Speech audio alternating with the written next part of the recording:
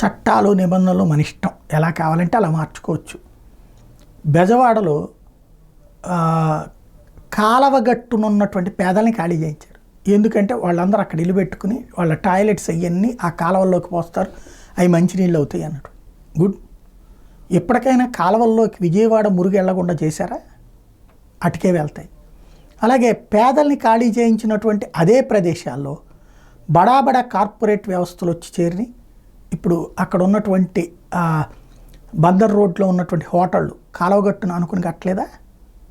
దాంట్లో అక్కడ గ్యాప్ అన్న పెట్టారా? లేదు, నడిచిపోతుంది. అట్లాగే ఇప్పుడు రివర్ ఫ్రంట్ హోటల్ 5 స్టార్ హోటల్కి అనుమతి ఇచ్చామని చెప్పి మొన్ననే 5 స్టార్ హోటల్స్ 25 ఇచ్చిన దాంట్లో ఓపెన్గా చెప్పుకున్నారు. రివర్ ఫ్రంట్ అంటే ఏంటి? నదీ తీరం. మరి జగన్మోహన్ రెడ్డి సముద్రపు తీరంలో పెడితే బూతెట్టయింది. దాని మీద పర్యావరణ కేసులు ఎన్ని వేశారు? ఈవెన్ అదంతా కన్స్ట్రక్షన్ పూర్తయిపోయాక ఇప్పుడు అది ఏం చేస్తారు? అదే పర్యావరణ లోపం. ఇక్కడిస్తే 5 స్టార్ హోటల్ రివర్ ఫ్రంట్లో తప్పు. అలాగే శ్రీకాళహస్తిలో రివర్ ఫ్రంట్ హోటల్ ఏమో కూల్చేస్తారు. దాని గురించి గొడవ చేసినటువంటి శ్రీకాళహస్తి ఎమ్మెల్యేని మీద కేసు పెడతారు. ఓవరాల్గా ఏం జరుగుతోంది మనకి ఆలోచించుకోవాల్సిన అంశం.